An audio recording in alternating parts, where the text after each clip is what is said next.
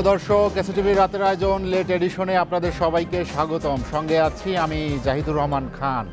দর্শক, আজ আমাদের আলোচনার বিষয় সমসাময়িক রাজনীতি, আর এই আলোচনায় আমার সঙ্গে স্টুডিওতে আছেন বাংলাদেশ জাতীয়তাবাদী দল বিএনপির কেন্দ্রীয় নির্বাহী কমিটির সদস্য শেখ রবিউল আলম, আছেন বাংলাদেশ আওয়ামী লীগের অর্থ পরিকল্পনা বিষয়ক উপকমিটির সদস্য মোহাম্মদ সালাউদ্দিন চৌধুরী, এবং আমার সঙ্গে আছেন জাতীয় পার্টির প্রেসিডিয়াম সদস্য আলমগীর শিকদার লোটন। আপনাদের তিনজনকে আমাদের আলোচনায় স্বাগত জানাচ্ছি। আলোচনার শুরুতে আমি শেখ রবিউল আলম, রবিউল ভাই আপনার কাছে যেতে চাই। আমরা আলোচনাটা শুরু করতে চাই বিএনপি চেয়ারপারসন বেগম খালেদা জিয়ার শারীরিক অসুস্থতা নিয়ে। আজও বিএনপির পক্ষ থেকে অভিযোগ করা হয়েছে সরকার তার চিকিৎসায় বাধা দিচ্ছে এবং মৃত্যুর দিকে ঠেলে দিচ্ছে, পরিকল্পিতভাবে অনেকটা রাজনৈতিক প্রতিহিংসা। বিএনপি মহাসচিব বলছেন ব্যক্তিগত প্রতিহিংসা থেকেও। আপনার কি মনে হয় যে সরকার কি এ ধরনের কোনো আচরণ করছে? কারণ সরকারের পক্ষ থেকে বলা হচ্ছে তিনি যে হাসপাতালে যে রোগের চিকিৎসা নিতে চাচ্ছেন সেখানে পর্যাপ্ত চিকিৎসা তিনি পাচ্ছেন। ধন্যবাদ আপনাকে, ধন্যবাদ প্রিয় সহ-আলোচক এবং যারা এসটিভির সাথে যুক্ত আছেন। সরকারের এই ব্যাখ্যা সঠিক নয়। এটা প্রতিষ্ঠিত যে বেগম খালেদা জিয়ার স্বাস্থ্য যে ঝুঁকিতে গিয়েছে, অর্থাৎ কয়েকদিন পরে পরে তাতে সিসিইউতে যেতে হচ্ছে, এটা তো দৃশ্যমান। অনেকগুলো জটিল রোগ রয়েছে, তার উন্নত এবং বা অ্যাডভান্স যাই বলেন না কেন প্রয়োজনীয় চিকিৎসার জন্য মেডিকেল বোর্ডের বাইরে যাওয়ার সুপারিশ রয়েছে। সরকার হার্টে একটি পেসমেকার বসানো হয়েছে এবং 2 দিন আগে মানে তিনি এমনভাবে অসুস্থ হয়ে পড়েন, মানে সম্পূর্ণ স্বাস্থ্য ঝুঁকিতে, মানে মৃত্যুর মুখোমুখি হয়ে গিয়েছিলেন প্রায়। আমি যতটুকু জেনেছি পালস 25-এ চলে আসছিল, এটা বুঝতেই পাচ্ছেন। তো সেই মুহূর্তে তাকে হসপিটালাইজ করা হয়েছে, পেসমেকার বসানো হয়েছে এবং অন্যান্য যে সমস্ত জটিলতাগুলি আছে সেটা উন্নত চিকিৎসার দাবি রাখে। সরকার সেখানে অনীহা, বাধা, সরকারের আন্তরিক না। রাজনৈতিক প্রতিহিংসা তো আছেই, পাশাপাশি আমার ধারণা হচ্ছে যে ব্যক্তিগত প্রতিহিংসাও রয়েছে। বেগম খালেদা জিয়াকে বাংলাদেশের রাজনীতিতে তার যে অবদান, গণতন্ত্রের পুনরুদ্ধারে যে আন্দোলন সংগ্রাম, বাংলাদেশে বারবার সরকার পরিচালনা করে দেশের সমৃদ্ধিতে তার যে অবদান, সেই জায়গায় নিশ্চয়ই তিনি একটা উন্নত চিকিৎসা ডিজার্ভ করেন। তার মধ্যে একটা মিথ্যা ভিত্তিহীন বানোয়াট মামলা, আপনি জানেন যে 2,33,33,330 টাকার একটা মামলা, একটা প্রাইভেট ট্রাস্টের মামলা, টাকাটা গচ্ছিত আছে, 3 গুণ আছে, আত্মসাৎ হয়নি। তারপরেও সেই একই মামলায় মানে তিনি জামিন পান। আর এই কথাগুলি বারবার বলতে দেখেন খারাপও লাগে। তিনি একজন মহিষীন নারী, জামিন পাওয়ার যে 4টা সত্য, 4টাই বেগম খালেদা জিয়ার ক্ষেত্রে প্রযোজ্য। তিনি একজন ধরেন মহিষী নারী, ভিভিআইপি ব্যক্তি। আচ্ছা, তারপর তিনি এই মামলা যখন এর আগে জামিনে ছিলেন, তিনি জামিনের শর্ত ভঙ্গ করেননি। আবার তিনি নিয়মিত আদালতে হাজির হয়ে মামলা কার্যে সহযোগিতা করেছেন। আচ্ছা, এই 4টি শর্ত তিনি পূরণ করলেই তিনি জামিন পান, কিন্তু তিনি জামিনে দেওয়া যাচ্ছে না। 10 বছরের সাজাতা, প্রথমে 7 বছর ছিল, সেটা বাড়িয়ে 10 বছর করা হলো হাইকোর্টে গিয়ে।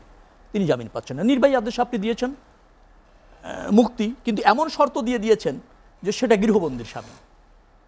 আচ্ছা, এখন এই রকমের একজন মহিষী নারী এবং বাংলাদেশের রাজনীতিতে যিনি একটা উজ্জ্বল নক্ষত্র, তাকে উন্নত চিকিৎসা থেকে বঞ্চিত করা হচ্ছে আইনের ধরেন তাকে জামিন না দিয়ে এবং নির্বাহী আদেশের শর্ত জুড়ে দিয়ে। এটা কি রাজনৈতিক প্রতিহিংসা আপনার বশত নয়? নিশ্চয়ই প্রতিহিংসা বশত। এবং বাংলাদেশে বেগম খালেদা জিয়ার এই যে রাজনৈতিক যে অবদান, তার যে ত্যাগ, সেটা জাতির, সমগ্র জাতির গর্বের বিষয়। কিন্তু দেখতে পাচ্ছি যে ক্ষমতাসীন আওয়ামী লীগ রাজনৈতিক প্রতিহিংসা বশত বেগম খালেদা জিয়ার সেই চিকিৎসার যে অধিকার তার থেকে বঞ্চিত করছে। যার ফলে আমরা তো এটির প্রতিবাদ, নিন্দা যাই জানাই না কেন, একটা ক্ষমতা মোহ আওয়ামী লীগ যেভাবে গ্রাস করেছে এবং বেগম খালেদা জিয়ার জনপ্রিয়তা এবং তার রাজনৈতিক নেতৃত্বকে আওয়ামী লীগ যেভাবে বিচলিত হয়েছে, তার থেকে আওয়ামী লীগকে বেরিয়ে আনা যাচ্ছে না। তাদের মধ্যে ভীতি কাজ করছে। বেগম খালেদা জিয়ার জনপ্রিয়তা, তার ধরেন গ্রহণযোগ্যতা, নেতৃত্বের সক্ষমতা, এইগুলিকে আওয়ামী লীগ রাজনৈতিকভাবে মোকাবেলা করতে ভয় পায় বিধায় তারা এই নিধন প্রক্রিয়া অথবা ধরেন বেআইনি প্রক্রিয়ার মূল্য দিতে হচ্ছে বেগম খালেদা জিয়াকে। অর্থাৎ এই বয়সও তিনি যে রাষ্ট্রের জন্য এত কিছু করলেন, যে দেশের জন্য এত কিছু করলেন, সেই দেশ তাকে উন্নত চিকিৎসার সুযোগটুকু পর্যন্ত করে দিলেন না। এটাই হচ্ছে কষ্টের, বেদনার। এবং পেসমেকারের পর এখন স্থিতিশীল রয়েছে। তিনি দেশবাসীর কাছে দোয়া চেয়েছেন, দেশবাসীও তার প্রতি মানে দোয়া রাখছে, নিশ্চয়ই সুস্থ হয়ে ফিরে আসবেন, এটাই প্রত্যাশা। শেখ রবিউল আলম, আমি আপনার কাছে আবার আসবো। মোহাম্মদ সালাউদ্দিন চৌধুরী, আমরা আলোচনায় যাব তার আগে বাংলাদেশ আওয়ামী লীগের ৭৫তম প্রতিষ্ঠাবার্ষিকী পালনগুলো প্ল্যাটিনাম জুবলি। ৭৫তম প্রতিষ্ঠাবার্ষিকী বাংলাদেশ আওয়ামী লীগের, আপনারা জানেন যে আওয়ামী লীগের জন্ম জনগণের অধিকার আদায়ের একটি সংগ্রামের মূল ভিত্তি হিসেবে আওয়ামী লীগকে ধরা হয়। অনেক অর্জন বাংলাদেশের আওয়ামী লীগের, কিন্তু সমালোচনা কম নয়। এই সমালোচনাগুলো কেন? আপনার কি মনে হয় যে টানা এই ১৬ বছর চলছে আপনাদের শাসন প্রক্রিয়া, তার মধ্যে কি কোনো গলদ আছে? ধন্যবাদ। আজকে লেট এডিশন যারা দেখছেন, আমি সবাইকে, সম্মানিত সবাইকে, দর্শকদেরকে শুভেচ্ছা জানাই, আর আমার দুই সহ-আলোচককে শুভেচ্ছা জানিয়ে শুরু করতে চাই। আমার কাছে মনে হয় এই প্রশ্নের জবাব দেওয়ার আগে আমি ওনার দুটো কথার জবাব দিতে চাই। সবচেয়ে উনি বললেন নিধন প্রক্রিয়া এবং বেআইনি প্রক্রিয়া, এই দুইটা শব্দ নিয়ে আমার একটু আপত্তি আছে। বেগম জিয়া রাষ্ট্রের একজন সিনিয়র সিটিজেন, উনি যেভাবে হোক বাংলাদেশের কোর্ট কর্তৃক সাজাপ্রাপ্ত, এটা অস্বীকার করার কোনো জো নেই। এবং উনি অত্যন্ত মানবিকভাবে যে সমস্ত সুযোগ সুবিধা পাচ্ছেন, বাংলাদেশের খুব কম নাগরিক এই সুযোগ সুবিধা পেয়েছেন। উনি যেখানে পছন্দ ওনার, ওখানে উনি চিকিৎসা নিচ্ছেন এবং ওনার পছন্দের ডাক্তার দিয়ে উনি চিকিৎসা নিচ্ছেন। এবং আমরা গণমাধ্যমে এও জেনেছি ওনার ছেলের বউ ডাক্তার, তিনিও কিন্তু বাইরে থেকে অনলাইনের মাধ্যমে যেভাবে হোক এখানে যোগাযোগ করে, অস্ট্রেলিয়ার একটা টিমের সাথে যোগাযোগ করে তিনি চিকিৎসা নিচ্ছেন। তো এই যে মনে করেন ওই যে স্মার্ট বাংলাদেশ যে বলি, পৃথিবীটা কিন্তু হাতের মুঠোই। দেশের বাইরে থেকে চিকিৎসক এসেছে। হ্যাঁ, যে চিকিৎসক এসে অলরেডি চলে গেছেন, ওনারা আমেরিকা থেকে চিকিৎসা কাজ করেছেন, এখন নতুন একটা টিম কাজ করছেন তাদের সাথে, আচ্ছা ওনার চিকিৎসা চলছে। তো বেআইনি প্রক্রিয়া যদি, আইনি নিধন প্রক্রিয়া যদি করতো, কখনোই এই সুযোগ সুবিধা কিন্তু বঙ্গবন্ধু কন্যা দিতেন না।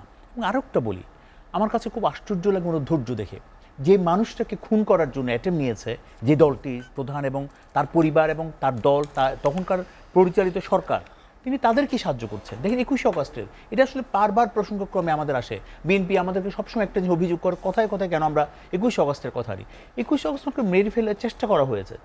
আমি মনে করি উপর আল্লাহ একজন আছেন, মাননীয় নেত্রীও কিন্তু একটা কথা বলতেন, রাখে আল্লাহ মারেকে, আমাকে মানে আল্লাহ রেখেছেন বলে আমি বেঁচে আছি। এবং সেই জায়গা থেকে দাঁড়িয়ে তিনি কাজগুলো করে যাচ্ছেন। এবং দেখেন বেগম জিয়ার প্রতি যে মানবিক যে সহযোগিতা তিনি হাত বাড়িয়েছেন, যখন উনি প্রথম জেলে গেলেন তখন বললেন ওনার পার্সোনাল অ্যাসিস্ট্যান্ট দরকার, মাননীয় প্রধানমন্ত্রী তার হাত বাড়িয়ে দিলেন, বললেন উনি যেহেতু চাচ্ছেন একটা পার্সোনাল অ্যাসিস্ট্যান্টের ব্যবস্থা করো, এবং ওনার যে গৃহকর্মী ছিলেন তাকে কিন্তু তিনি অ্যালাউ করেছেন, তার যে পছন্দ, ওখানেও কিন্তু একটা মানবিক বিষয় ছিল।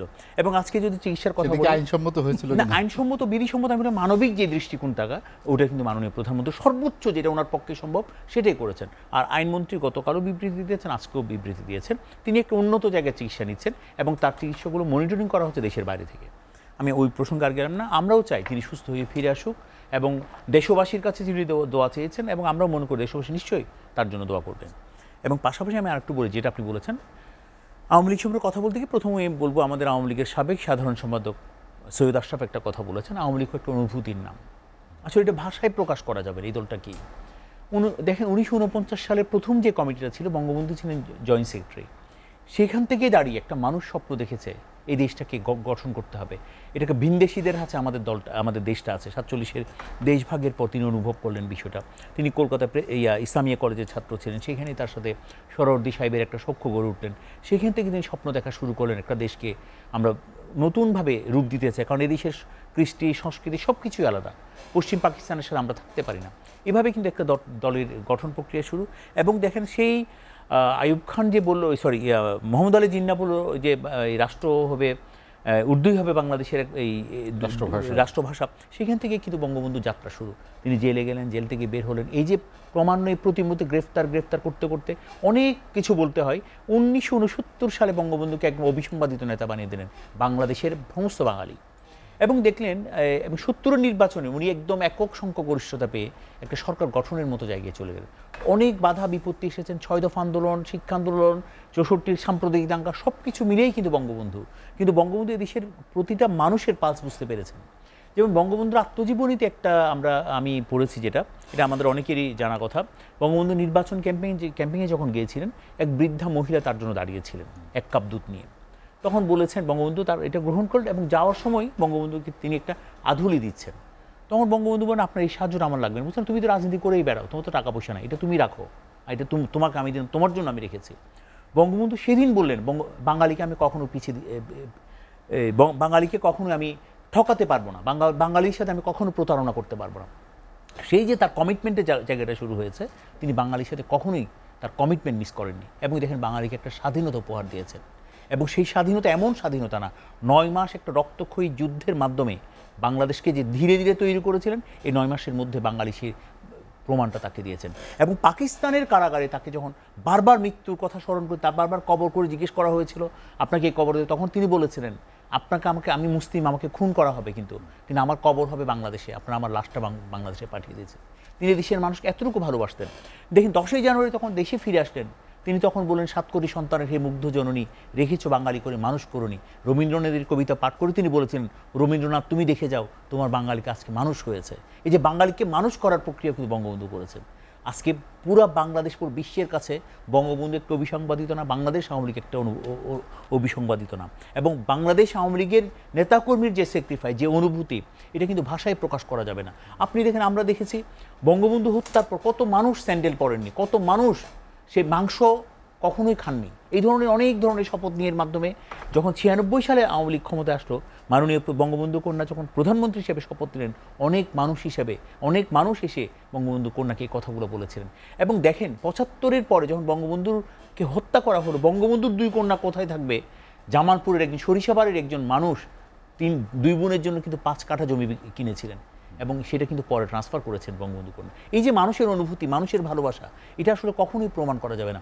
বঙ্গবন্ধু কন্যা দেশে আসার পরে দেখেন, কখনো তিনি হাটে, কখনো ঘাটে, মাঠে, ময়দানে ঘুরে বেরিয়েছেন, রিক্সায় করে, ভ্যানে করে, গাড়িতে করে সারা বাংলাদেশ চষে বেরিয়েছেন। কারণ পুরো বাংলাদেশ জুড়েই কেমন যেন মনে হয় বঙ্গবন্ধুই আছেন। সে বঙ্গবন্ধুর দলটাকে তিনি আবার গঠন করেছেন। এই দেশকে বঙ্গবন্ধুকে হত্যা করার পর এই দলটাকে অনেক ধরনের যুদ্ধের মধ্যে আবার যেতে হয়েছে। পাকিস্তান এক ধরনের যুদ্ধ করেছেন, 21টা বছর আবার লড়াই সংগ্রাম আন্দোলনের মাধ্যমে এই দলটা পৃথিবীর বুকে আবারও। মোহাম্মদ সালাউদ্দিন চৌধুরী, আপনি আপনার কাছে আবার আসবো। আলমগীর শিকদার লোটন, আপনার কাছে প্রশ্ন দুটি। একটি যেটি আমাদের রবিউল ভাই যেটি বললেন যে রাজনৈতিক প্রতিহিংসা বা খালেদা জিয়ার চিকিৎসার ক্ষেত্রে সরকারের যে মনোভাব তিনি যেটি তুলে ধরলেন, সেটি আপনার কি মনে হয় যে আসলে সেরকম কোনো সত্যতা আছে? আর একটি বিষয় যেটি মোহাম্মদ সালাউদ্দিন চৌধুরী বললেন যে আওয়ামী লীগ একটি অনুভূতির নাম, দল হিসেবে আওয়ামী লীগ কতটা শক্তিশালী, সরকার হিসেবে আওয়ামী লীগ কতটা শক্তিশালী? ধন্যবাদ। শেখ রবিউল আলম, মোহাম্মদ সালাউদ্দিন চৌধুরী সাহেব এবং জাহিদুর রহমান খান, এসিডি দর্শক শ্রোতা, 75 বছর হলো না আওয়ামী লীগের প্লাটিনাম জয়ন্তী। এটা তো অস্বীকার করার কোনো উপায় নেই, তাই না? একটা দীর্ঘদিনের একটা ইতিহাস, একটা ঐতিহ্য বহন করে আওয়ামী লীগ। আমি সেই আওয়ামী লীগ সংগঠনের প্রতি আমি শ্রদ্ধা রাখি। এই দেশ স্বাধীনতা আন্দোলনে বঙ্গবন্ধু, জাতির জনক বঙ্গবন্ধু শেখ মুজিবুর রহমান এবং আওয়ামী লীগের যে ভূমিকা ছিল, সেটা তো অস্বীকার করার নয়। আজকে বঙ্গবন্ধু শেখ মুজিবুর রহমান নাই, তার উত্তরসূরিরা আছে। আজকে দেশের মাননীয় প্রধানমন্ত্রী শেখ হাসিনা বঙ্গবন্ধুর কন্যা সুকন্যা আছেন। তো এটা নেগেটিভ পজিটিভ যেটা বললেন, দীর্ঘদিন একটা সরকার ক্ষমতায় থাকলে এই যে মতিউর রহমান বেড়ে যায়, এটি সবচেয়ে প্রবলেমগুলো। 2008-এর নির্বাচনের পর 2014-র পরে কিন্তু আস্তে আস্তে কিন্তু গণতান্ত্রিক প্রতিষ্ঠানগুলি ধ্বংস আরম্ভ হলো। হুসেন মোহাম্মদ এরশাদ, আমার নেতা হুসেন মোহাম্মদ এরশাদকে হাসপাতালে নিয়ে গেল, হাসপাতালে আবার আনলো। এই যে হ্যাপাচার একটা অবস্থা, এই অবস্থা করার পর এই দেশের রাজনীতি প্রেক্ষাপট চেঞ্জ হয়ে গেল। মানুষ তখন চিন্তা করলে যে এই দেশে হয় টাকা দিলে এমপি হওয়া যাবে, নাহলে মাননীয় প্রধানমন্ত্রীর হাত থাকলে এমপি হয়ে যাবে। আর কোনো দল এই দেশে নাই, ছিল না। প্রত্যেকটা নির্বাচনে আওয়ামী লীগ প্রতীক ছিল। এখন আর আওয়ামী লীগ প্রতীক নাই, নৌকা মার্কার প্রতীক নাই। আওয়ামী লীগের প্রতীক প্রত্যেকটা নির্বাচন হলো দ্যাট ইজ মিনিং যে প্রশাসন নৌকা যিনি দাঁড়াইছে উপজেলা চেয়ারম্যান, এগুলিতে তাকেই পাশ করে নিয়ে আসতে হবে, তাই না? তাই 2014 নির্বাচনে আমি কিন্তু ক্যান্ডিডেট ছিলাম। ফর গডস সেক আমাকে হুসেন মোহাম্মদের সাথে পালক মেয়ে মৌসুমি আছে, তো ও আমার বাসায় আসছে আমাকে নিয়ে যাওয়ার জন্য। স্যার আমাকে বলছে আমার 2,500 উপজেলা আমাকে এমপিতে। আমি কই কি মানুষ বলে স্বৈরাচার, আর দালাল হইতে ভালো লাগে না, রাস্তাঘাটে তো আমরা চলি। আমি এই নির্বাচনে যাব না, আমি ওই নির্বাচনে যাইনি। এখনও তারা আমার ঘরের গেট ভেঙে ফেলছিল, আমি যাইনি। কারণ আমার ভিতরে একটা জিনিস ছিল যে স্বাধীনতা যুদ্ধে তো অংশগ্রহণ করতে পারিনি, ক্লাস 2-এর ছাত্র। 90-এর আন্দোলনের টোটাল আমি একটা অপোজিট।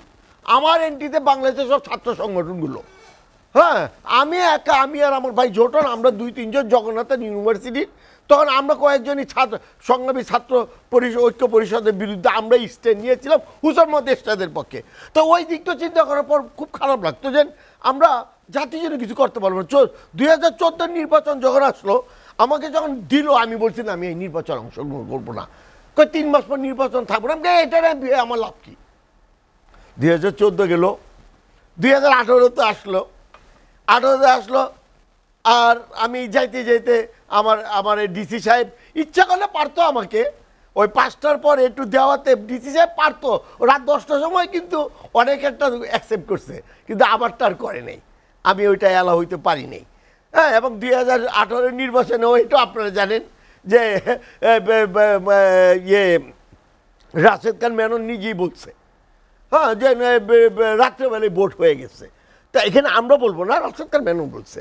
তাই সেখানে 2018 নির্বাচন একটা মানে এদেশের মানুষ বোক হয়ে গেছে। আমার কয়েকটা ফ্রেন্ড আছে সরকারি অফিসার, ওদের গাড়ি তুলছে, ওরা লজ্জা পাচ্ছিল যে এই নির্বাচনটা কিলো বন্ধু বুঝলাম না, রাতে নির্বাচন হয়ে গেল ফিনিশ। তা পরবর্তীতে আমি ভাবছিলাম বোধ হয় 2023-এর শেষে এবং 24-এর যে নির্বাচন হবে, আমার মনে হয়েছিল যে না আসলে নির্বাচন হবে।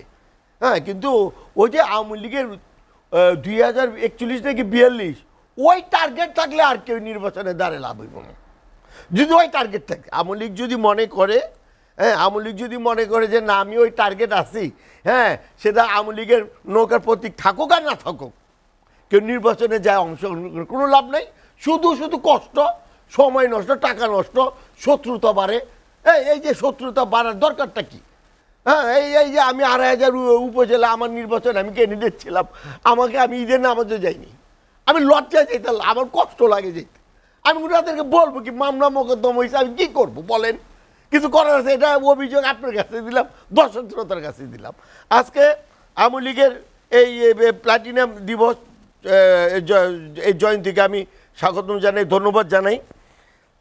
আর দুঃখের সাথে বলতে হয় বেগম খালেদা যে অসুস্থ।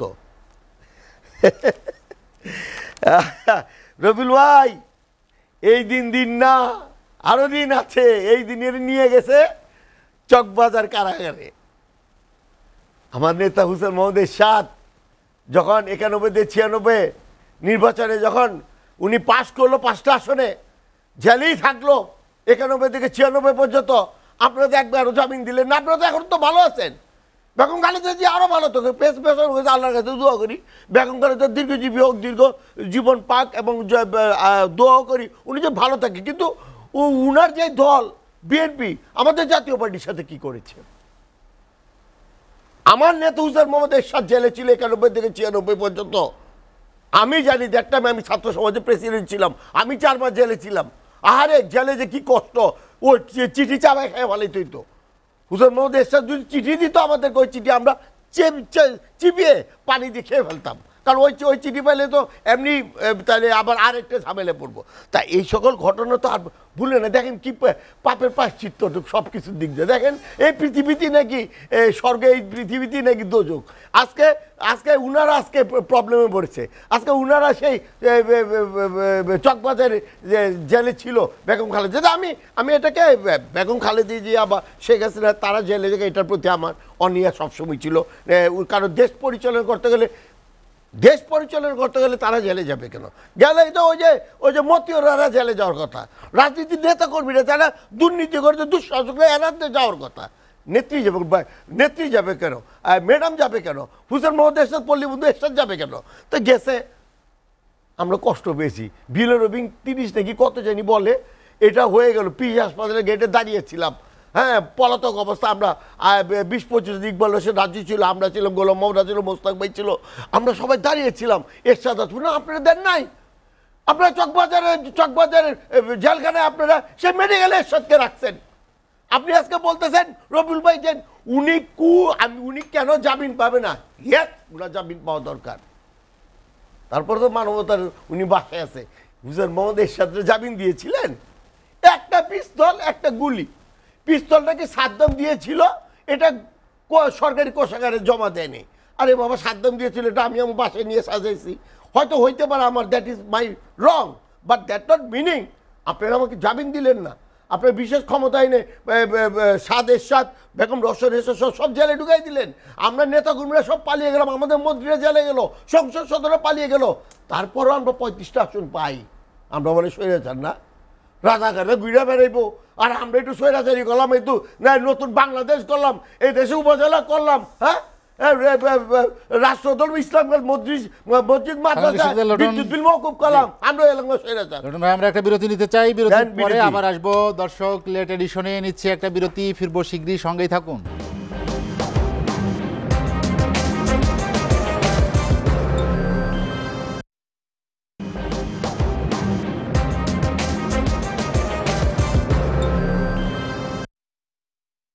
লেট এডিশন বিরতির পর আমরা আবারও ফিরছি আলোচনায়। শেখ রবিউল আলম, যেটি নিয়ে আলোচনা করছিলাম আমরা, বিশেষ করে আলমগীর শিকদার লটন যেটি বললেন যে রাজনৈতিক প্রতিহিংসার কথা তিনি উল্লেখ করেছেন, আপনি একটি পার্টে বলছেন, সে একটু পিছনে বিগিয়ে আচ্ছা, উনি বলছেন। ওনার মতো বলেছেন, সহজাতভাবে বলেছেন।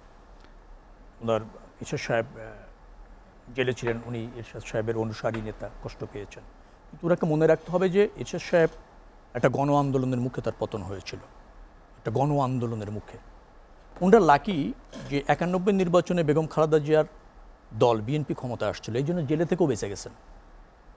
91-তে যে গণ আন্দোলনের মুখে এরশাদ সাহেবের পতন হয়েছিল, ওই নির্বাচনে ক্ষমতা আওয়ামী লীগ অত্যন্ত ভাই। ক্ষমতায় যদি আসতো 91 নির্বাচনে, আর বর্তমান প্রধানমন্ত্রী যদি ক্ষমতা ধরেন সরকার গঠন করতো, ফাঁসি দিয়ে দিত ওনাদের, কোনো সন্দেহ ছিল না, কমপ্লিট ফাঁসি। বেঁচে গেছেন, আমরা ক্ষমতায় আসছিল, জেল খেটেও রাজনীতি করতে পারছেন।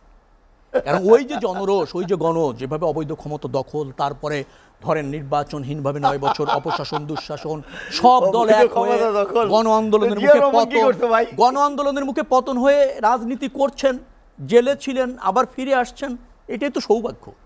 সেখানেই শুকরিয়া আদায় করা উচিত। আর তারপর ধরেন আওয়ামী লীগের দোসর হয়েছেন, বিদায় এখনো আছেন, বিরোধী দলই তো আছেন, সমস্যা কোথায়? আওয়ামী লীগের দোষর কেন? আওয়ামী লীগের সাথে আমরা সালাউদ্দিনের কথাটা আমরা আমি খুব মুক্তিযুদ্ধের দেখছিলাম। সালাউদ্দিন জন্য একটা কথা বিশ্বাস খুব করি। মারাত্মকভাবে বলেছেন, তার কথার মধ্যেই প্রতিহিংসা রয়েছে। তিনি বলেছেন যিনি বর্তমান প্রধানমন্ত্রীকে হত্যা করতে চেয়েছিলেন, খালেদা জিয়ার কথা বলেছেন, খুবই আপত্তিকর এবং খুবই প্রতিহিংসা পরায়ণ। আমি যে কথাটা প্রথম বলেছিলাম তারই প্রতিফলন সালাউদ্দিনের বক্তব্যের মধ্যে। বিএনপির শাসন আমলে 21 আগস্টের ঘটনা ঘটেছে, দুঃখজনক, নির্দয়, যেটা বাংলাদেশের রাজনীতিতে বড় ক্ষতি করেছে, অবিশ্বাস তৈরি করেছে। তার মানে যে দল ক্ষমতায় ছিল তারই হাত, এই কথাটা বলা কি ধরেন প্রতিহিংসা নয়? একটা জঙ্গি গোষ্ঠী করেছে, তারপরে উন্ডা ধরেন তদন্ত করেছে, 111 সরকার তদন্ত করেছে, সেখানে বিএনপির সম্পৃক্ততা পাওয়া যায়নি, বিএনপিও তদন্ত করার চেষ্টা করেছে এবং ওই 1.5 বছরের মধ্যে পরিপূর্ণ তদন্ত করতে পারেন নাই। এফবিআই এসেছে, ইন্টারপোল এসেছে, বিচার বিভাগীয় তদন্ত কমিটি হয়েছে, এই মুক্তি হান্নানকেও গ্রেপ্তার করা হয়েছিল, চেষ্টা করা হয়েছে। আমি ডাইনি চেষ্টা বিশ্বাসযোগ্য তদন্ত শেষ করতে পারিনি বিএনপি, এটা একটা ব্যর্থতা। কিন্তু আপনি বিশ্বাসযোগ্য তদন্ত শেষ করতে পারেননি, আপনি হত্যা করেছেন। যারা এটা বলে তারাই স্বৈরশাসক, তারাই রাজনীতির প্রতিহিংসা পরায়ণ রাজনীতি করে, এবং তারা আওয়ামী লীগ। 15টি মামলা হয়নি বর্তমান প্রধানমন্ত্রীর এগেনস্টে, রাষ্ট্রীয় সম্পদের প্রায় 15,000 কোটি টাকার দুর্নীতির মামলা না। একটার জন্য কোনো বিশেষ ট্রাইব্যুনাল করেছেন রাষ্ট্রীয় সম্পদের দুর্নীতি? প্রধানমন্ত্রী যে এগেনস্টে যেগুলি ছিল, একদিন আদালতে গেছেন, যাননি। ক্ষমতায় আসছেন 6টা নির্বাহী আদেশে, আর 9টা নির্বাহী আদেশে, আর 6টা কসমেন্ট করে তুলে নিয়েছেন। এই দুর্নীতির দায়ে মোফাজ্জল হোসেন চৌধুরী মায়ের সাজা হয়েছে না 13 বছর, জামিন পাননি। হাজী সেলিম আওয়ামী লীগ করে, আওয়ামী লীগের এমপি, 13 বছর সাজা হয়েছে, জামিন পায়নি। বেগম খালেদা জিয়ার আজকে 8 বছর হতে চলেছে, জামিন হয় না। মাইন্ড ইট, 8 বছর। আচ্ছা জাহিদ ভাই, আপনি তো একজন প্রতিশ্রুতিবান সাংবাদিক এবং আপনার সঞ্চালনার মধ্যেও একটা মানে দেশপ্রেম আমি দেখেছি, নিরপেক্ষতা দেখেছি। আপনাকে আমি প্রশ্ন করি, 8 বছর বেগম খালেদা জিয়া জেলে, আপিলেট বিভাগে এই সাজার বিরুদ্ধে আপিল এখনো নিষ্পত্তি হয়নি, পেন্ডিং আছে। আপিলেট বিভাগ সিদ্ধান্ত দিল আপিল নিষ্পত্তির পরে যে বেগম খালেদা জিয়া নির্দোষ, ধরেন, আমি ধরে নিচ্ছি, তার জীবন থেকে যে 8টি বছর রাজনীতি থেকে এবং ব্যক্তি জীবনটাকে তাকে জেলে রেখে যে ধ্বংস করা হয়েছিল, এই ক্ষতিপূরণ রাষ্ট্র দিতে পারবে? বলেন আপনি আমাকে। যেহেতু সে চূড়ান্তভাবে সাজা প্রাপ্ত নয়, তার জামিনে অনিয়া কেন? এটি শেখ রবিউল আলম আপনার ক্ষেত্রে হতে পারে, আপনিও জেলে ছিলেন, আপনিও নির্দোষ প্রমাণিত হতে পারেন। হতে পারি, কিন্তু ঘটনা হচ্ছে যে আপনি চূড়ান্তভাবে যদি আমি সাজাপ্রাপ্ত না হই, তাহলে এই জন্য আমাকে জামিন থেকে আপনি বঞ্চিত করতে পারেন না। সাজা যদি এমন হতো যে চূড়ান্তভাবে নিষ্পত্তি হয়ে গেছে আর আপিলের কোনো সুযোগ নেই, মৌকুফের কোনো সুযোগ নেই, তাকে ওই জেলটা কাটাতেই হয়। 10 বছরের সাজা 8 বছর হয়ে গিয়েছে জাহিদ ভাই, এখন আপিল পেন্ডিং রয়েছে, তাকে জামিন দেওয়া হয় না, তার জীবন সংকটে, তিনি চিকিৎসা পান না। উন্না বলেন রাজনৈতিক প্রতিহিংসা নাই, উন্না নাকি দরদ দেখাচ্ছেন, উন্নারও মায়া করছেন। সেটাই বলছি যে রাষ্ট্রীয় যন্ত্রের যে নিধন প্রক্রিয়ায় আওয়ামী লীগ ব্যবহার করেছে বিরোধী দলকে দমনের জন্য। আবার ধরেন ওই যে লটন ভাইদের এখন তোষামদি করার জন্য, ঐক্য করার জন্য, সমঝোতা করার জন্য বঙ্গবন্ধু হত্যার প্রেক্ষাপট যে তৈরি করেছিলেন ইনু, সবাই জানে এটা প্রতিষ্ঠিত। তারা যখন আওয়ামী লীগের সাথে থাকে কোনো দোষ নেই। বঙ্গবন্ধুর হত্যার কথা বলে ফেললেন, যারা দায়িত্ব ছিল বিমান বাহিনীর প্রধান একে খন্দকার, তিনি যখন আওয়ামী লীগের মন্ত্রী হন কোনো সমস্যা নেই, তার কোনো দায় পড়ে না। শফিউল্লাহ সাহেব সেনাবাহিনীর প্রধান ছিলেন, তার কোনো দায় নাই, কারণ তিনি আওয়ামী লীগ করেন। আপনি যদি যান জেনারেল আতাউস গনি উসমানী, যিনি মুস্তাকের সামরিক উপদেষ্টা ছিলেন, তিনি আওয়ামী লীগ করে যখন আওয়ামী লীগের প্রেসিডেন্ট প্রার্থী হন, তার কোনো দায় থাকে না। জিয়াউর রহমান যখন একটা জনপ্রিয় রাজনৈতিক দর্শন দিয়ে জনগণের সমর্থন নিয়ে বারবার ক্ষমতায় আসে তার দল, তাদের উপর দায় পড়ে, তাদেরকে নিধন করতে চায় আওয়ামী লীগ। আমি এই জন্য বলেছি বাংলাদেশে আওয়ামী লীগ হলো এমন একটি রাজনৈতিক দল যে শুধু নিজের ক্ষমতা চায়, যে তার প্রতিদ্বন্দ্বীকে নিধন করতে চায়, যে কোনো মূল্যে ক্ষমতায় চায় এবং জনগণকে ডিপ্রাইভ করে রাষ্ট্রযন্ত্র ব্যবহার করতে ক্ষমতায় থাকতে চায়। এই ক্ষমতার মহতা এবং একদলীয় রাজনীতি এবং একদলীয় শাসন প্রতিষ্ঠিত করতে গিয়েই আওয়ামী লীগ আজকে বিভিন্ন দলের প্রতি বিভিন্ন প্রতিষ্ঠিত নেতৃত্বকে নিধন করার জন্য এই পথ অবলম্বন করেছে। আমি আবারও বলছি রাষ্ট্রযন্ত্র ব্যবহার করছে, আমি আবারও বলছি বিচার বিভাগকে ব্যবহার করেছে, আমি আবারও বলছি নির্বাহী বিভাগের যে চূড়ান্ত ব্যবহার সেটা করেছে বিএনপির প্রতি এবং তার নেত্রীর প্রতি, সেটা এখনো অব্যাহত রয়েছে। এই প্রক্রিয়া থেকে আওয়ামী লীগ যেহেতু বের হচ্ছে না, অতএব জনগণকে সাথে নিয়ে প্রতিবাদ প্রতিরোধের মাধ্যমে আমাদের এটাকে মোকাবেলা করতে হবে। আরেকটা কথা আমি একটু বলতে চাচ্ছিলাম, আপনি ফটফট করছেন, আমার মনে হয় আচ্ছা ঠিক আছে, আচ্ছা আমরা সালাউদ্দিন চৌধুরীর কাছে শুনে আসি আপনার যে বক্তব্য, তার আসলে প্রত্যুত্তরটা কি? আমি একটু প্রত্যুত্তর এটা দিতে চাই। ভয় পায় বিএনপি? প্রতিহিংসা শব্দটা যেভাবে বলেছেন, প্রতিহিংসা থাকলে তো উনি চিকিৎসার কোনো সুযোগ সুবিধা পেতেন না। আরও একটা কথা বলি, আপনি দেখেন অন্তত শেখ হাসিনা জানা তার পরিবারের 18 জন সদস্যকে একই দিনে একই সময় হত্যা করা হলো, এবং এই হত্যার নেপথ্যের কারিগর থেকে শুরু করে সবগুলো দৃশ্যমান এখানে কিন্তু তারাই স্বীকার করেছেন কে হত্যার সাথে জড়িত, কে নেপথ্যে তাদেরকে উৎসাহ দিয়েছেন। আপনি দেখেন তাদেরকে রক্ষা করার জন্য বিভিন্ন দূতাবাসে চাকরি দিলেন জিয়াউর রহমান। পাশাপাশি 96-তে যাদেরকে গ্রেফতার করে বিচার আওতাধীন আনা হলো তাদের সমস্ত বিচার প্রক্রিয়া বন্ধ, কাউকে কাউকে জেল থেকে বের করে আবারও দূতাবাসে চাকরি দেওয়া হলো। আপনি কত বড় প্রতিহিংসা আপনি দেখেন। ওই জায়গায় দাঁড়িয়ে তিনি অনেক কিছু করতে পারেন। আচ্ছা 21 আগস্টের গ্রেনেড হামলায় নানা ধরনের জঙ্গি হামলা এই ধরনের ব্যাখ্যা দিয়ে বলে যাদেরকে গ্রেফতার করা হয়েছে তারাই তো সাক্ষী দিয়েছে। বৈঠক কোথায় হয়েছে? হাওয়া ভবনে হয়েছে। হাওয়া ভবনের মালিকটা কে ছিল তখন? হাওয়া ভবন কে চালাতেন? বেগম খালেদা জিয়ার জ্যেষ্ঠ পুত্র, এবং তিনিই কিন্তু এগুলো সবগুলোর সাথে জড়িত, এবং তারাই তো স্বীকার করেছেন। সব বিভিন্ন এজেন্সির লোকজন যখন বেগম জিয়াকে বলতে গেছেন মানে এইভাবে একটা হত্যাকাণ্ড হলো, একটা এত বড় একটা দেশে দিনে দুপুরে একজন নেত্রীকে উদ্দেশ্য করে হত্যাকাণ্ড চেষ্টা চালানো হলো, এটা আমরা কী করতে পারি? তখন তিনিই বলেছেন তোমরা চুপ করো, আমি দেখব। তিনি দেখেছেন জজমিয়া নাটক সাজিয়েছেন, আজকে অনেক কথা বলছেন। আপনি দেখেন শেখ হাসিনার সামনে উনি কে? উনি বঙ্গবন্ধুর কন্যা, উনি জাতির পিতার কন্যা, উনি বাংলাদেশের প্রধানমন্ত্রী। তিনি গেলেন শোকাহত একটা বাড়িতে, বেগম জিয়ার ছোট পুত্র মারা গেলেন, তিনি সান্ত্বনা দিতে গিয়েছেন। বাঙালি শোকের দরজা সবসময় খোলা থাকে, কিন্তু সেদিন শোকের দরজাটা বন্ধ হয়ে গেছে বাংলাদেশের রাষ্ট্রনায়কের সামনেই। তিনি যিনি রাষ্ট্রের প্রধান, তার সামনে শোকের দরজা বন্ধ। আপনি চিন্তা করুন এর চেয়ে বড় অপমান কী হতে পারে? আমি আপনার বাড়িতে গেলাম, আপনি আমার মুখের উপর দরজাটা বন্ধ করে দিলেন, এবং কার মুখের উপর দরজাটা বন্ধ করেন? এদেশে যিনি রাষ্ট্রপ্রধান। এবং কার মুখের উপর দরজা বন্ধ করেন? জাতির পিতার কন্যা, তিনি একজন শেখ হাসিনা। তারপর তিনি সেইখান থেকে ফিরে এসেছেন, তিনি কোনো প্রতিহিংসা রাজনীতি করেননি। আপনি বলেছেন আওয়ামী লীগ মায়া দেখাচ্ছেন, অবশ্যই মায়া দেখাচ্ছে, আমি মনে করি এটা বঙ্গবন্ধু কন্যার পক্ষে সম্ভব, আর কারো পক্ষে সম্ভব না এই মায়া দেখানো। তিনি যখন পার্সোনাল অ্যাসিস্ট্যান্ট দিয়েছেন তাও দিয়েছেন। আজকে তো বলেন তাকে বন্দি করে রাখা হয়নি, তিনি তার বাড়িতেই আছেন। তিনি হয়তো রাজনৈতিকভাবে যে কাজগুলো করেন সেগুলো করতে পারছেন না তার শাস্তির কারণে, কিন্তু আপনি দেখেন তার সাথে ঈদের শুভেচ্ছা বিনিময় করতে দলের নেতারা গেছেন, তার ব্যক্তিগত আত্মীয় স্বজন, তার ব্যক্তিগত স্টাফ সমস্ত সুযোগ সুবিধা নিয়ে বাসায় অবস্থান করছেন। ওই যে রতন ভাই বলেছেন তাদেরকে এই সমস্ত সুযোগ সুবিধা দেওয়া হয়নি। আমি ওই প্রসঙ্গে গেলাম না। মায়া সত্যিকার অর্থে আওয়ামী লীগেরই আছে, এটা আবারও বললাম। তিনি আরেকটা বলেন রাষ্ট্রযন্ত্রকে ব্যবহার করা, প্রশাসনকে ব্যবহার করা, বিচার বিভাগকে ব্যবহার করা। হ্যাঁ, এগুলো আমরা দেখেছি বাংলাদেশে 75-এর পরে যা দল গঠন করেছেন তাই সব ব্যবহার করে একটা দল গঠন করেছেন। তখন তো কিছুই ছিল না, হঠাৎ করে আসমান থেকে একটা দল কায়েম হয়ে গেল, সেই দলকে স্টাবলিশ করে তিনি বলছেন অনেক পপুলার একটা দল। এই দল কী করেছে আমরা সকলেই জানি। আমরা যদি বলি দল গঠন করেছে বাংলাদেশ আওয়ামী লীগ, বা দল গঠন হয়েছে বাংলাদেশ ছাত্রলীগ, লড়াই সংগ্রাম আন্দোলনের মাধ্যমে দিনে দিনে এদেশের মানুষের মধ্যে অবস্থান নিয়ে একটা দল গঠন করা হয়েছিল 60-এর দশকে। গতকাল তো আমরা আমাদের 75তম পূর্তি উৎসব করলাম। এবং গত রোজ গার্ডেনে যে দলটা গঠন করা হয়েছে সেই দলটাই বাংলাদেশ আওয়ামী লীগ, যেটা স্বাধীনতা যুদ্ধে নেতৃত্ব দিয়েছে। শুধু যুদ্ধে বলবো না, স্বাধীনতা সংগ্রামের জন্য বাঙালিকে তৈরি করেছেন। এই যে আপনি দেখেন সেই 47 থেকে শুরু 49 সালের 23শে জানুয়ারি কিন্তু দলটা প্রতিষ্ঠিত হয়েছে। এই 23শে জুন এই 75 বছরে দলটা অনেক কিছু করেছে। এবং আমি যদি শুধু 71 পর্যন্ত বলি, এদেশের মানুষকে স্বাধীনতার জন্য তৈরি করেছেন। প্রতি মুহূর্তে বঙ্গবন্ধু নিজের কোনো সুখ স্বাচ্ছন্দ্য দেখেনি। বঙ্গবন্ধুর সন্তানরা বাবা ডাকার মতো সুযোগ তাকে পায়নি। তিনি এতবার জেলে গেছেন, তিনি কতবার যে তার তো জীবনীতে আমরা পড়েছি, তার আমার দেখা তার রাজনৈতিক জেল জীবনের যে বইটা বেরিয়েছে এগুলো তো আমরা পড়েছি। কিন্তু বঙ্গবন্ধু কন্যা প্রতি মুহূর্তে তার বক্তৃতায় বিবৃতিতে এই স্মৃতিচারণগুলো করেন। এবং আজকে দেখেন তিনি এখানে দাঁড়িয়ে কিন্তু দেশ শাসন করছেন। 21শে অগাস্টের পরে দেখেন আওয়ামী লীগ দলটাকে নিধন করবে, টার্গেট করা হয়েছে আওয়ামী লীগ নেতাদেরকে হত্যা করতে হবে। আহসানুল্লাহ মাস্টার থেকে শুরু করে সমস্ত আপনি কাকে করা হয়নি? আপনি নাটোরের মমতাজ সাহেবকে, আপনার সুরঞ্জিত বাবুর প্রোগ্রামে হামলা করা হয়েছে। জেবুন্নেসা সিলেটের মহিলা নেত্রী, তার বাড়িতে কিন্তু গ্রেনেড হামলা করা হয়েছে। এখন এই দায়িত্ব কারা নিবে? ওনারা সবসময় বলেন বিএনপির আমল হয়েছে, এই জন্য কি বিএনপি দায়িত্ব নেবে?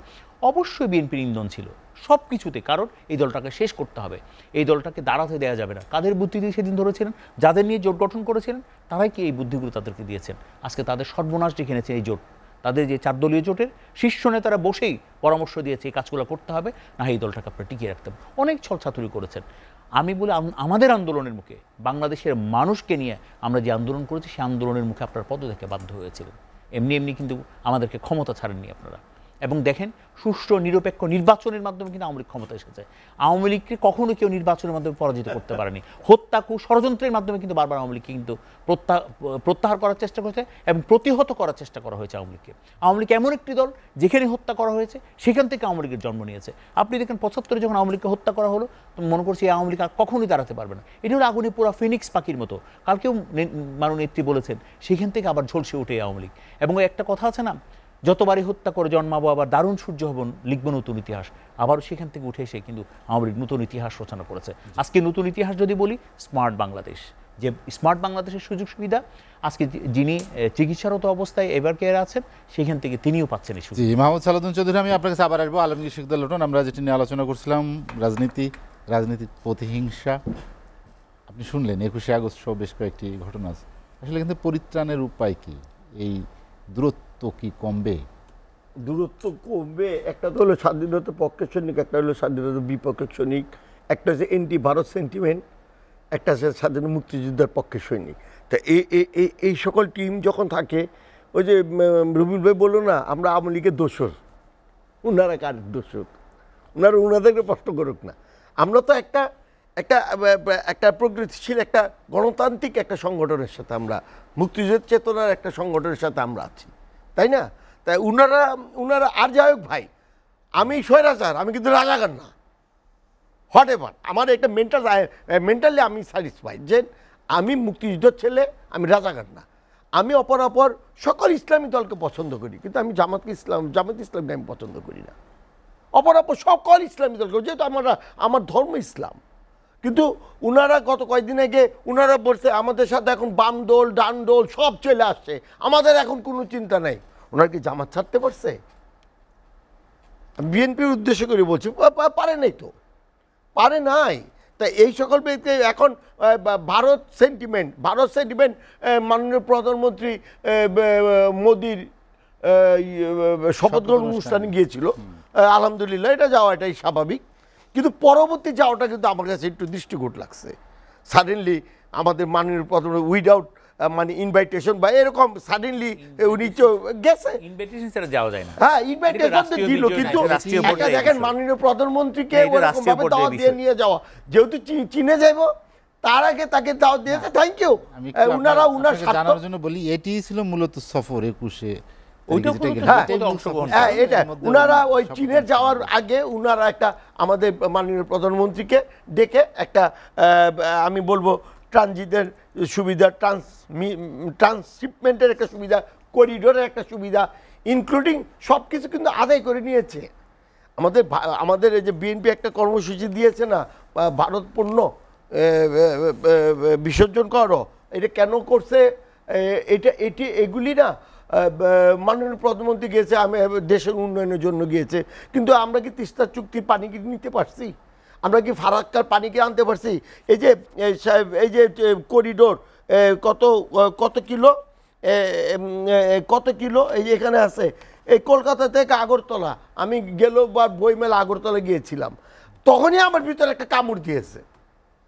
এই আগরতলা ছোট্ট একটা শহর, কিন্তু উনার যে রেল স্টেশন এবং বাস স্টেশন আমাদের কমলাপুরের মতন বড় হচ্ছে এবং তৈরি করছে, তখনই আমি ভিতরে একটা কামড় দিয়েছে যে তারা একটা একটা উনারা তাদের এই যে করিডোর, ট্রানজিট, এগুলি সব কিছু বৈধ করে নিবে।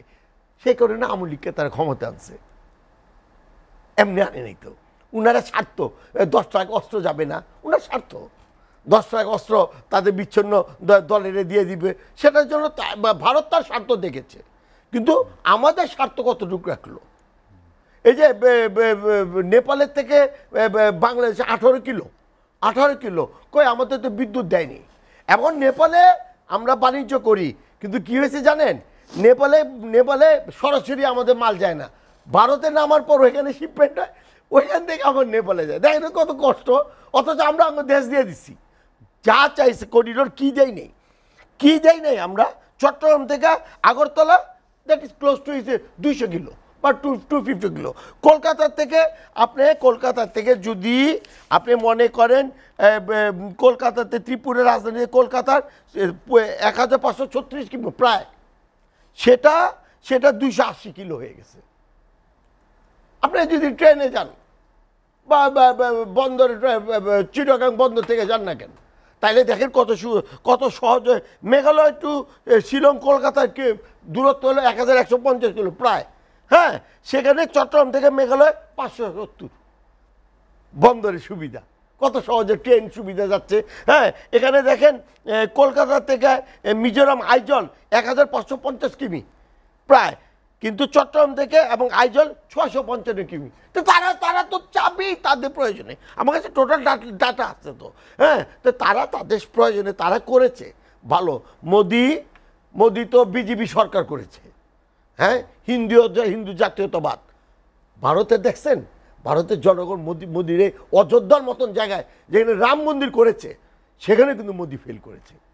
পশ্চিম বাংলা মমতা ব্যানার্জি আবারও পুনরুদ্ধার হয়ে আসছে।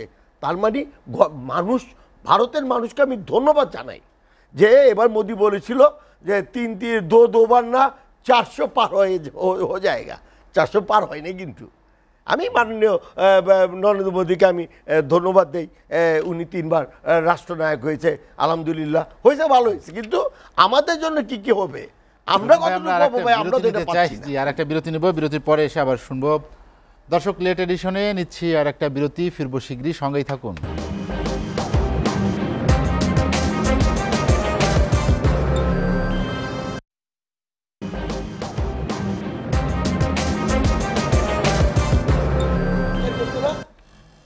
দেখছেন এসটিভি রাতের আয়োজন লেট এডিশন। বিরতির পর আমরা আবারও ফিরছি আলোচনায়। শেখ রবিউল আলম, আমরা যেটি নিয়ে আলোচনা করছিলাম, বিশেষ করে লোটন শিকদার যেটি উল্লেখ করেছেন, মাননীয় প্রধানমন্ত্রী ভারত সফর, এবং সেখানে কিছু সমঝোতা স্মারক সই হয়েছে। আপনি ট্রান্সশিপমেন্ট, ট্রানজিট, করিডোরের কথাও তিনি বলেছেন। আমার কাছে একটা বড় অভিযোগ যে আমাদের স্বার্থকে প্রাধান্য দেওয়া হয়নি। না, স্বার্থ তো আসেই নাই, অপ্রয়োজনীয় একটা সফর হয়েছে, বাংলাদেশের অর্জন শূন্য। সমঝোতা স্মারক মানে ওই বিষয়গুলিতে বাংলাদেশ ভারত একসাথে কাজ করতে চেয়েছে, এটা চূড়ান্ত চুক্তি না, এটা কোনো অর্জন না। তো 15 বছর পর এই বিষয়গুলিতে কাজ করতে চেলেন, 15 বছর তো সবই দিয়েছেন, এখন বাকি থাকার তো কোনো কারণ নেই। প্রধানমন্ত্রী বারবার একটা কথা বলেন, আমি ভারতকে যা দিয়েছি ভারত তা কোনো দিন ভুলবে না। একবারও কি বলেছেন আমি ভারত থেকে যা এনেছি তাই এই জাতি ভুলবে না? বলেছেন। ক্ষমতায় থাকার জন্য জাতীয় স্বার্থ দিয়েছেন, সম্পর্ক রাখার জন্য জাতীয় স্বার্থ বিসর্জন দিয়েছেন, বাংলাদেশের কে তার অধিকার থেকে বঞ্চিত করেছেন, একটাও তো অর্জন নেই। আমি এই অল্প সময় ভারত সফর নিয়ে বলতে চাই না, তবে এটুকু বলি যে এই সফরে বাংলাদেশের কোনো অর্জন নেই, এটা একটা অপ্রয়োজনীয় সফর। কৃতজ্ঞতা প্রকাশ করে আসতে পারেন, তাকে যে প্রক্রিয়ায় ক্ষমতায় রাখা হয়েছে সেই জন্য, সেই সফর এটা। আচ্ছা, গুরুত্বপূর্ণ প্রকল্প যেগুলি নিয়ে আপনি সমঝোতা স্মারক সই করেছেন, পুরো একটা টকশো হলে ভালো হতো এই বিষয়ের উপর, সেটারও কালক্ষেপণ। আপনি যদি ওই রাজনীতিতে যান, চাওয়া পাওয়ার রাজনীতিতে যান, আমি একটু অন্য জায়গায় আসতে চেয়েছিলাম। সালাউদ্দিনরা স্বাধীনতার চেতনার শক্তি, উনিও স্বাধীনতার চেতনার শক্তি, লোটন ভাই মুক্তিযুদ্ধের চেতনার শক্তি। উনার নেতা আসছেন দেশ স্বাধীন হওয়ার পর, আরে ভাই 16 ডিসেম্বরের পর পাকিস্তান থেকে। ওখানে আটকা তিনি ছিল কি মুক্তিযোদ্ধার চেতনার শক্তি। আর আমরা যখন রাজনৈতিক আন্দোলনটা ব্যর্থ হচ্ছিল, বঙ্গবন্ধু গ্রেপ্তার হয়ে গেলেন, আওয়ামী লীগের নেতারা শরণার্থী হয়ে চলে গেলেন ইন্ডিয়াতে, পুরা জাতি যখন কিংকর্তব্য বিমূঢ়, আমার নেতা যখন রিভোল্ট করলেন, বাঙালি অফিসাররা যখন অস্ত্র নিয়ে বিদ্রোহ করলেন, যুদ্ধ শুরু করলেন, জাতীয়তাতে সামিল হলো, রাজনৈতিক যুদ্ধটা সশস্ত্র সংগ্রামে পরিণত হলো, আমরা স্বাধীনতার পক্ষে শক্তি না। আরে ভাই, আমরা তো স্বাধীনতা অর্জনকারী শক্তি, চেতনার বিশ্বাসী আমরা করি না। বিএনপি হচ্ছে বাংলাদেশের মুক্তিযুদ্ধে অর্জনকারীদের দল, পার্টিসিপেটরি মুক্তিযোদ্ধাদের দল, শরণার্থী মুক্তিযোদ্ধাদের দল না, আর চেতনায় বিশ্বাস করে না। বিএনপির মুক্তিযোদ্ধার চেতনা নিয়ে রাজনৈতিক বাণিজ্য করে না, যেটা আওয়ামী লীগ করে, বিএনপি তা করে না। এখন ধরেন উন্ডা চেতনার শক্তি, জামাতের কথা বললেন, 86-তে জামাত প্রথম রাজনীতি এবং নির্বাচনে যাওয়ার সুযোগ হয় আপনাদের নির্বাচনে, সাথে নিয়ে যায় আওয়ামী লীগ, সাথে করে নিয়ে যায় আওয়ামী লীগ, আপনাদের অধীনে নির্বাচনে যায়, জামাতকেও সাথে করে নিয়ে যায়। প্রধানমন্ত্রী নিজে বলেছেন না, তখন সংসদে ছিল, 96-তে যখন সংসদে ছিল, ওই থেকে বেরিয়ে 96-তে যখন আওয়ামী লীগ জামাতের সাথে ঐক্য করলো, যুগপৎ আন্দোলন করলো, প্রধানমন্ত্রী নিজে বলেছেন না যেটা কৌশল, আপনার সাথে থাকলে কৌশল, আর আমাদের সাথে থাকলে মুক্তিযোদ্ধা বিরোধী শক্তি যদি আওয়ামী লীগ এভাবে বলে সেটা রাজনীতি। হেফাজতে ইসলাম যখন আওয়ামী লীগের সাথে একমত হয় তখন আপনি কাওয়ামী জননী উপাধি নেবেন, আবার যখন আপনার বিরুদ্ধে কোনো রাজনৈতিক নীতির বিরুদ্ধে অবস্থান নেয় তখন আপনি তেঁতুল হুজুর বলবেন। এটা যারা বলে এবং করে তারাই হচ্ছে বাংলাদেশের রাজনৈতিক দেউলিয়া, তারা জনগণের উপর আস্থা রাখে না, যেটা আওয়ামী লীগ করছে। আরেকটা কথা বলতে হয়, উনি বলছিলেন সালাউদ্দিন যে মুফতি হান্নান জবানবন্দিতে বলেছেন 93 দিন মুফতি হান্নানকে রিমান্ডে নেওয়া হয়েছে, তিনি ওই জবানবন্দি প্রত্যাহার করার জন্য লিখিতভাবে কোর্টে আবেদন করেছেন এবং বলেছেন আমার কাছে এটা টর্চার করে নেওয়া হয়েছে, এটা সত্য নয়। আমি আপনাকে বলি, 111-এর সরকার যখন ক্ষমতায় আসলো 2007 সালে, এই 21 আগস্টের ঘটনার একটা নিরপেক্ষ তদন্ত করার চেষ্টা করেছিল। যত হুমায়ুন কবির নামে একজন এএসপি তদন্তটা করেছিল, তিনি 22 জনকে আসামি করেছিলেন। তিনি কিন্তু তার পরিপ্রেক্ষিতে এই মুফতি হান্নানকেও গ্রেপ্তার করা হয়েছিল, বলেছিল এটা জঙ্গ সংগঠনের কাজ। FBI এসেছে, আমি এর আগে বলেছি, ইন্টারপোল এসেছে, ওনারা গাড়িটা পর্যন্ত পরীক্ষা করতে দেন নাই, একজন প্রত্যক্ষদর্শী আওয়ামী লীগের সাক্ষী দেন নাই, রাজনৈতিক ব্যবহার করেছেন। আমি বলছি নেক্কারজনক ঘটনা, সুষ্ঠু তদন্ত হওয়ার প্রয়োজন ছিল, কিন্তু আওয়ামী লীগেরও সহযোগিতা ছিল না। আচ্ছা, জজ মিয়ার কথা আপনারা বলেন, আমি খুব অবাক হই, জজ মিয়াকে গ্রেপ্তার করা হয়েছিল, কোন পরিপ্রেক্ষিতে আইন শৃঙ্খলা রক্ষাকারী তাকে গ্রেপ্তার করলে চূড়ান্তভাবে কিন্তু জজ মিয়াকে আসামি করা হয়নি 21 আগস্টের। আপনাকে একটা কথা বলি জাহিদ ভাই, সরি, এই হোলি আর্টিজান ঘটনা ঘটলে সপরিবারে ওই বেকারিতে তহিদুল ইসলাম নামে এক আপনার টিচার ছিল নর্থ সাউথে, তিনি গিয়েছিলেন, তাকে গ্রেপ্তার করা হয়েছিল সন্দেহ করে, বলা হয়েছিল তিনি ইনফরমেশনটা দিয়েছেন এখানে অনেক বিদেশি আছে, এটা আইন শৃঙ্খলা রক্ষাকারী বাহিনী বলেছিল। 2 বছর তিনি জেলে ছিলেন, 2 বছর তদন্তের পর তাকে নির্দোষ বলা হয়েছে যে তিনি জড়িত না। কোনো একটি জাতীয় গুরুত্বপূর্ণ ঘটনা ঘটলে সন্দেহ করে অনেককে গ্রেপ্তার করা হয়, দেখতে হবে যে সরকার তাকে চূড়ান্তভাবে আসামি করেছে কিনা। জজ মিয়াকে কিন্তু করা হয়নি, অধিকতর তদন্তের জন্য পাঠানো হয়েছিল। কোনো একটি সরকারের আমলে একটি ঘটনা হৃদয় বিদারী বা ধরেন জাতীয় রাজনীতির পরিপন্থী হত্যাকাণ্ড ঘটলে ওই সরকার এবং ওই দল করেছে এটা যারা বলে ভাবে, আমি বললাম তারা রাজনীতির প্রতিহিংসাবশত। এই সরকারের আমলে যত গুম হয়েছে, যত কিলিং হয়েছে, যত ধরনের আইন শৃঙ্খলা রক্ষাকারী বাহিনীর হেফাজতে মৃত্যু হয়েছে, বিডিআর হত্যা সহ আওয়ামী লীগের আমলে হয়েছে, হত্যার দায় কি দল হিসেবে আওয়ামী লীগ আর তার প্রধান হিসেবে প্রধানমন্ত্রী নেবেন? আপনি বলতে পারবেন?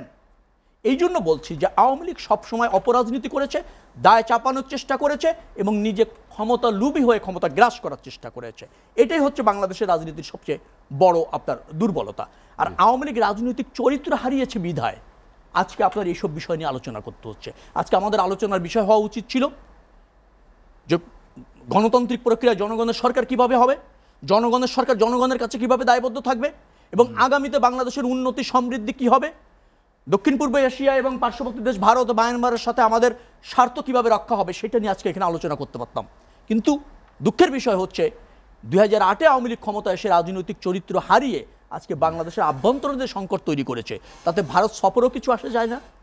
আপনি ধরেন চীনের সাথেও সম্পর্ক রেখে কোনো উন্নয়ন নেই, আপনি ক্ষমতায় থাকার জন্য জাতীয় স্বার্থ বিসর্জন দিচ্ছেন, অর্জনের জায়গায় শূন্য।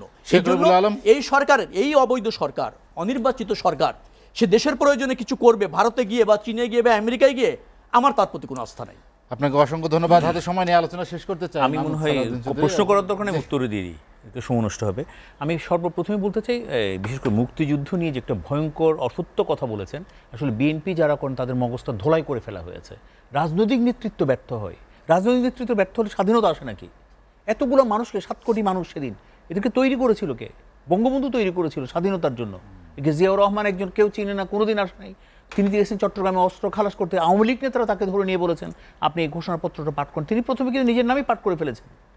ওনার আগেও কিন্তু আওয়ামী লীগের নেতা হান্নান সাহেব পাঠ করেছেন, উনি হলেন 4th টাইম তাকে দিয়ে করানো হয়েছে। এবং তিনি কি বলেছেন, I major Zia do here declared by the independence of Bangladesh on behalf of our great national leader Bangabandhu Sheikh Mujibur Rahman.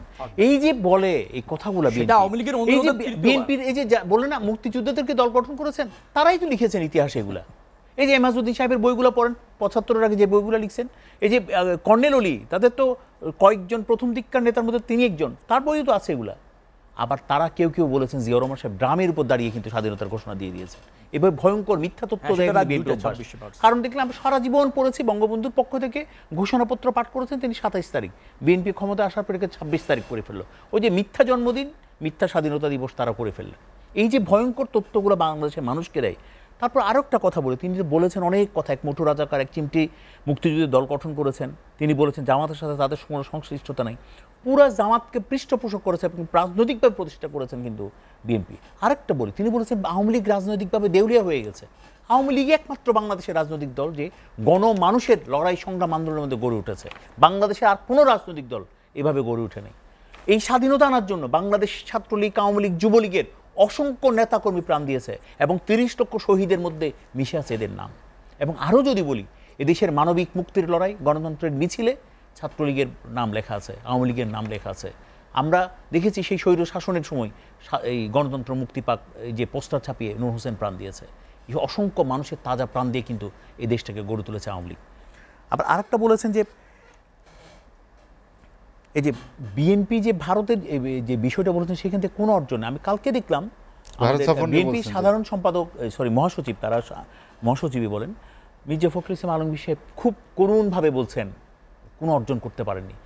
আর আওয়ামী লীগ ভারতে যাবেন কিংবা আওয়ামী লীগ কোনো দেশ থেকে ফিরে আসবেন, তারা কি কখনোই প্রশংসা করবেন? এটা তো কোনোদিন দেখিনি। কি আপনি বলেন, প্রতি মুহূর্তে আমরা ছোটোবেলায় শুনতাম ইন্ডিয়ার কাছে দেশটা বিক্রি করে ফেলবে। এটা তো নিত্য নৈমিত্তিক একটি নির্বাচনী ক্যাম্পেইন আসলে মোটামুটি শুরু হয়ে যেত, দল ভারতকে দিয়ে দিবে। আর একটা কথা হলো কি, দেশে দুর্ভিক্ষ হবে, এগুলো হলো খুব কমন কিছু শব্দ। আর একটা হলো মসজিদে উলুধ্বনি শোনা যাবে। এই ধরনের ভয়ঙ্কর তথ্য কিন্তু বিএনপি দিত। এবং বেগম জিয়া হাটহাজারী দিয়ে গিয়ে 2001 সনের নির্বাচনের সময় তিনি বলেছেন আওয়ামী লীগ যদি ক্ষমতা আসে দাড়ি টুপি থাকবে না, মসজিদে উলুধ্বনি শোনা যাবে। এই ধরনের মিথ্যা অপবাদ কিন্তু আমাদের সহ্য করতে হয়েছে। আমরা সবসময় ছায়ার সাথে যুদ্ধ করেছি। আপনি দেখেন আওয়ামী লীগ ক্ষমতা আসে কোন মসজিদে উলুধ্বনি শোনা যায়, আপনি আমাকে বলেন কিভাবে এগুলো মানুষ পড়ে? আর ভারত নিয়ে যাবে, প্রতি মুহূর্তে ভারতকে বিক্রি করে দেয় দেশটা। কিন্তু এই 56,000 বর্গমাইলের কোনো জায়গায় কিন্তু 1 ইঞ্চি পরিমাণ জমি কেউ দখল করতে পারেনি এবং পারবেও না। কারণ দেশের সাহসী মানুষরা 30 লক্ষ শহীদের রক্তের বিনিময়ে বাংলাদেশ পেয়েছে। এই বাংলাদেশকে মাথা নত করার মতো, বাংলাদেশকে কোথাও মাথা নোয়াবে এই ধরনের বাংলাদেশ কিন্তু বঙ্গবন্ধু গড়ে যায়নি। এবং বঙ্গবন্ধুর কন্যাও আজকে এমন একটি বাংলাদেশ গড়ে তুলেছেন পৃথিবীর বুকে অন্তত দাঁড়িয়ে বলতে পারে আমরা বাংলাদেশের মানুষ। আপনি দেখেন পৃথিবী সবাই না করে দিয়েছিল পদ্মা সেতু কখনোই হবে না, কিন্তু বাংলাদেশের একমাত্র নেত্রী যিনি বলেছেন হ্যাঁ আমার টাকা আমি পদ্মা সেতু করব এবং দেখিয়ে দিয়েছে। এটা একটা বিস্ময়কর একটা বিপ্লব আমি মনে করি। আজকে দেখেন ঢাকার মানুষ যে দিয়াবাড়ি থেকে মতিঝিল 30 মিনিটের মধ্যে পৌঁছে যায়, সেই বুঝে আওয়ামী লীগটা কি। সুতরাং আওয়ামী লীগকে বোঝানোর জন্য কারো কাছে যাওয়ার দরকার নেই। যে মানুষ মেট্রো রেলে করে অফিস করতে যায়, যে নটরডেমের স্টুডেন্টরা সেই দিয়াবাড়ি থেকে নটরডেম কলেজের সামনে গিয়ে নামে, সেই বুঝে আওয়ামী লীগ কি, কোন বিপ্লব আওয়ামী লীগ করেছে বাংলাদেশে। মোহাম্মদ সালাউদ্দিন চৌধুরী, আপনাকে অসংখ্য ধন্যবাদ। আলোচনা শেষ করতে চাই, আমাদের একদম শেষ দিকে। আলমগীর শিকদার লোটন, আপনি কি মনে করেন যে রাজনৈতিক বিভেদ বা যে বিতর্ক তার অবসান কি? না, রাজনীতি বিতর্ক তো থাকবেই, সব সরকারি পক্ষে ন্যাক্কারজনক যেন না হয়। কিন্তু ভাই বললো না দিয়াবাড়ি থেকে নটরডেম কলেজ, আমি আপনাকে সম্মানের সাথে বললি এত বছর থাকলে দিয়াবাড়ি থেকে কক্সবাজার যে যায়নি, এটি তো বেশি। কক্সবাজারও আছে, হ্যাঁ নিয়ে যান গা, এত বছর থাকলে যাবো না। আমরা নতুন বাংলাদেশ করি নাই 9 বছরে, আমরা উপজেলা করি নাই, ওগুলি তো বলেন না। খালি আপনার দিয়াবাড়ি থেকে মতিঝিলি বলতে পারেন, আর কোটি কোটি টাকা বেগম পার হয়ে গেল গা। আজকে মালয়েশিয়া কত পার্সেন্ট লোক জানি আজকে ওইখানে গিয়ে বাড়িঘর করে ফেলেছে, দুবাই বাড়িঘর করে ফেলেছে। এখন এই দুর্নীতিগুলো এখন এখন বলতে সুইজারল্যান্ড বিভিন্ন ব্যাংক থেকে সুইচ টাকা বাংলাদেশে অর্থের পরিমাণ কমেছে। এক বছরে দেশটি বিভিন্ন ব্যাংকে বাংলাদেশে প্রায় 4.25 কোটি সুইস ফ্রাঙ্ক তুলে নিয়েছে পত্রিকায়। তাই এগুলি বুঝতে হবে যে কোথায় বেগম পার হয়েছে এখন তো খুব সহজে বলা যায়, খুব খরচ হচ্ছে, রাজনীতি শেষ বলে কিছু না। হ্যাঁ আমিও মানি, কিন্তু আজ এই যে সিডিপি বলছে আগামী বছর বিদ্যুতের লোকসান দাঁড়াবে 18,000 কোটি টাকা। সিডিপি বলতেছে, এটা তো এগুলি তো বলে তোমরা জাতীয় পার্টি তোমরা বলো, আমরা তো না, আমরা তো এখন একেবারে মানে বোকার মতন বসে রয়েছি, বানের একটা খেলতেছে। আমাদের তো সে অবস্থা নাই, তাই না? এখন যদি দেশের মানুষ শক্তিশালী হয়, দেশের মানুষ যদি মনে করে দেখেন ভাই আমাদের দেশের মানসিকতা পরিবর্তন করতে হবে। ওই যে বললাম না, অযোধ্যার মতন জায়গায় বিজেপি ফেল করেছে, আল্লাহ না করুক বাংলাদেশে যদি কোনো মন্দির ভেঙে মসজিদ করে, ওই পার্টিতে বাংলাদেশে সবগুলিকে ভোট দিব। এই নিয়ে আমার ভয়, এখানেই ভয় যে মানুষগুলো এত ধর্ম অন্ধ কেন। ভারতের মানুষদেরকে দেখে শিক্ষক চিনতে হবে যে না, শিক্ষণীয় ব্যাপার আছে। এই পশ্চিমবঙ্গ মমতা ব্যানার্জির রাজনীতি দেখে শিখে না কেন? খালি ধর্মীয় পাবে, ধর্মের ভালোবাসলাম অথচ ধর্মের লোকগুলো দেশকে ধ্বংস করে দিব, ওইটা মেনে নেওয়া যায় না। মানুষের একটা পরিবর্তন হওয়া দরকার। আপনি বলতেছেন যে রাজনীতি থেকে কি রাজনীতি শেষ বলে কোনো কথা আছে রে ভাই? রাজনীতির কোনো শেষ বলে কোনো কথা নেই। আজকে আমরা আওয়ামী লীগের সাথে আছি, আমাদের ভালো অবস্থান সেই কারণে আছি। বিএনপি সে দিনে বিএনপি আমাদেরকে নিতে পারে নাই, বা বিএনপি সে ম্যাজিক দেখাইতে পারে নাই। আমি মনে করি এটা বিএনপির দুর্বলতা, হ্যাঁ সেটা পারে নাই। আমি আমার মাননীয় চেয়ারম্যান গোলাম মোহাম্মদ কাদেরকে আমি বহুতবার বলছি, স্যার কি ব্যাপার কিছু, উনি বলছে চুপ ছিল, উনি চুপ ছিল, আমার কথা কোনো উত্তর দেয়নি বিএনপির ব্যাপারে স্যার কিছু এটা বা দেশের রাজনীতি আন্দোলনগুলো দেশের অবস্থা এরকম না, উনি চুপ ছিল। উনি আমাদের সাথে এত বড় চেয়ারম্যান আমাদের সাথে এই আলোচনা শেষ করতে চাই। সবাইকে ধন্যবাদ, আপনাকে অসংখ্য ধন্যবাদ আলোচনায় যোগ দেওয়ার জন্য। শেখ রবিউল আলম, মাহমুদ সালাউদ্দিন চৌধুরী, আপনাদেরকে অসংখ্য ধন্যবাদ। দর্শক জানিয়ে রেখে লেট এডিশন পুনঃপ্রচার হয় সকাল 8টায়। আজ এ পর্যন্তই। ভালো থাকুন, সুস্থ থাকুন, এসএটিভির সঙ্গেই থাকুন।